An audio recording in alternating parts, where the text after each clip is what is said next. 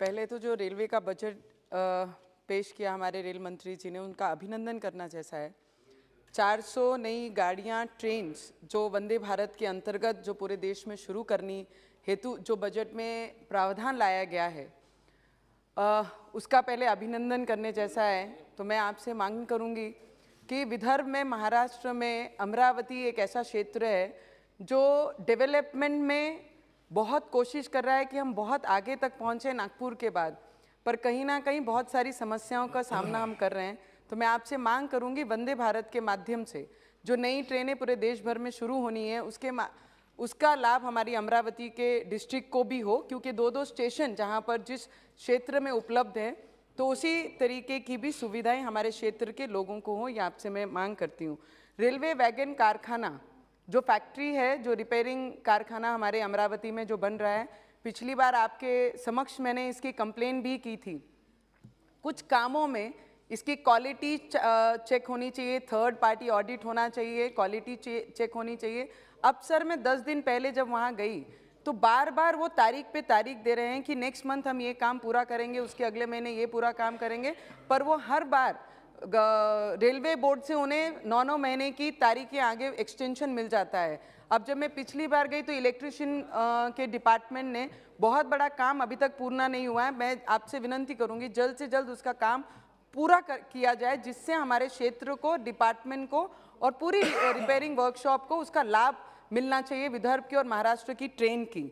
और उसके साथ में सर, बन्नेरा रेलवे स्टेशन बहुत ब्रिटिश कालीन स्टेशन है हमारे अमरावती जिले में, और वहाँ पर ब्यूटिफिकेशन के लिए जब पहले डीआरएम सर थे, उनसे हमने डिमांड की थी, आपसे भी सर मैंने निवेदन किया है कि उसके ब्यूटिफिकेशन के लिए, उसे सुंदर बनाने के लिए हमें ब्रिटिश कालीन स्टेशन है, पर वहाँ पे आज भी लिफ्ट्स का काम शुरू होके बंद पड़ा है बहुत दिनों से, उसका काम पूरा करना चाहिए। क्योंकि बुजुर्ग लोग जब भी ट्रैवल करते हैं तो यहाँ से दूसरे प्लेटफॉर्म में जाने के लिए उन्हें बहुत बड़ी दिक्कतों का सामना करना पड़ता है।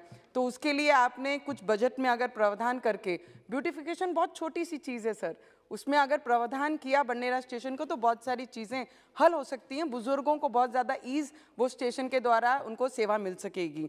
और हमारी Akola, Akot railway, Dulghat, Dabka, Telai railway station, जो ये मेलघाट का बहुत बड़ा पुराना स्टेशन था, वहाँ से गाड़ियाँ चलती थी, उसे ब्रॉडगेज करने की योजना एक अप्रोच की गई थी। पर महाराष्ट्र गवर्नमेंट में जब से ये ठाकरे सरकार हमारी है, मैं आपसे विनंती करूंगी, पीयूष गोयल साहब थे, उनसे मैं कंटिन्यू इस चीज़ का फॉलोअप लेती गई कि हमारे मेलघाट से सिर्फ एक रेलवे ट्रैक है जिसका ब्रॉडगेज करना है। उसकी सब चीज़ें कंप्लीट हो गई है, सेंटर से उसकी इंक्वायरी हो गई है, 15 वर्षों से रेलवे डिपार्टमेंट उस पर काम कर रहा है। जब सब चीज़ें पूरी हो जाती है तो स्टेट गवर्नमेंट उसमें ला के वो ना मान्य कर रही है। पर मैं आपसे विनंती करूंगी, इसके बीच में बैठकर आप लोग इसे सॉल्व करने का प्रयत्न कीजिए, और मेरी मेलघाट से, मेरे शेड्यूल्ड ट्राइब एरिया से, आदिवासी क्षेत्र से ये ट्रेन दूसरी जगह मूव ना हो, उसका काम वही ब्रॉडगेज की तरह उस क्षेत्र में हो, और उनका लाभ हमारे आदिवासी भाइयों को मिलना चाहिए। हमारी ब्रिटिश कालीन शकुंतला रेलवे ट्रेन है सर, हमारे गाड़ी जो अचलपुर, यवतमाल, मूर्तिजापुर, दरियापुर, ये जो ब्रॉडगेज करने के लिए हमने प्रस्ताव दिए, बहुत सारी दिक्कतों का सामना रेलवे डिपार्टमेंट उस दौरान कर रही थी।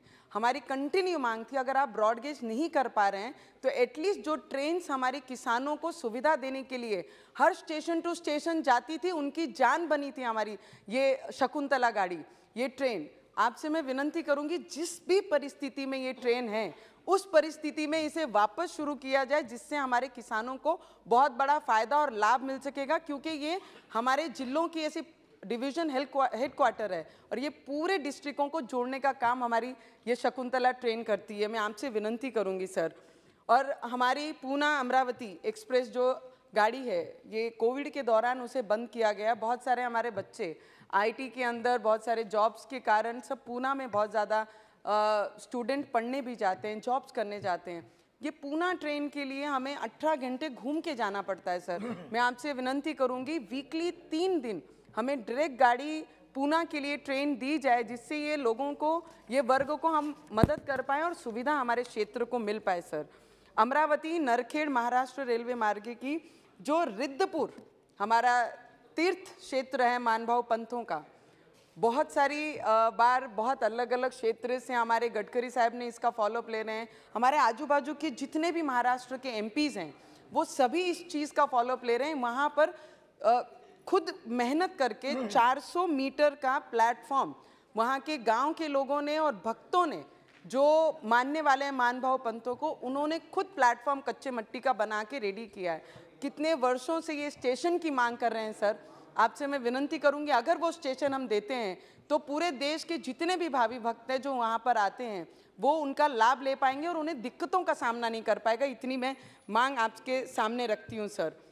मेमो गाड़ी जो नरखेड़ बन्नेरा नरखेड़ जो चलती थी शिराड़ा के लिए, और शिराड़ा गांव है हमारा अमरावती जिले में सर, अभी कोविड के दौरान पहले स्टेशन पे स्टॉपेज था, पर अब जैसे ही लॉकडाउन ख़त्म होता है और वो स्टेशन पे स्टॉपेज नहीं दे रहे हैं, तो मैं सर के माध्यम से, बहुत छोटी छोटी सी प्रॉब्लम है पर एमपीज़ को इतना भी राइट्स नहीं है कि वो रेलवे बोर्ड में फॉलोअप करके या डीआरएम से फॉलोअप करके जो चीज़ें शुरू थी उसे वापस लॉकडाउन के बाद शुरू करना चाहिए। उतना राइट्स अगर हम लोगों को मिला कि आप लोगों ने फॉलोअप किया या आपका एक लेटर मिल गया कि इमीडिएटली स्टार्ट दिस वर्क, अगर ऐसा भी कुछ होता है तो हम कहीं ना कहीं काम कर पाएंगे। हर चीज़ में अगर राज्य नहीं करने देगा या केंद्र नहीं करेगा तो हमारा तो कोई भी फॉलोअप लिया हुआ चीज़ कुछ भी इम्प्लीमेशन कहीं पर भी दिखाई नहीं दे रहा। तो मैं आपसे मांग करूंगी सर, स्टॉपेज के बहुत छोटे छोटे दिक्कत होते हैं। मुझे पता है कि 5 मिनट अगर 2 मिनट स्टॉपेज देते हैं तो आगे की पूरी टाइमिंग चेंज होती है, पर जो ऑलरेडी स्टॉपेज में थी उसे आपने अगर लॉकडाउन में बंद किया तो उसे प्लीज़ आप वापस से शुरू कीजिए, जिससे वहाँ के यात्रियों को उसका लाभ मिल सके। अमरावती जबलपुर एक्सप्रेस सर, हमारे एमपी साहब बिसेन साहब यहाँ पर बैठे हुए हैं, हमारे धारनी के क्षेत्र के बाजू के क्षेत्र के एमपी, जो कंटिन्यू सर, मैं उसमें कंटिन्यू हम फॉलोअप ले रहे हैं कि जबलपुर एक्सप्रेस जो अमरावती से sir, it is very important, few things more I have to add into this.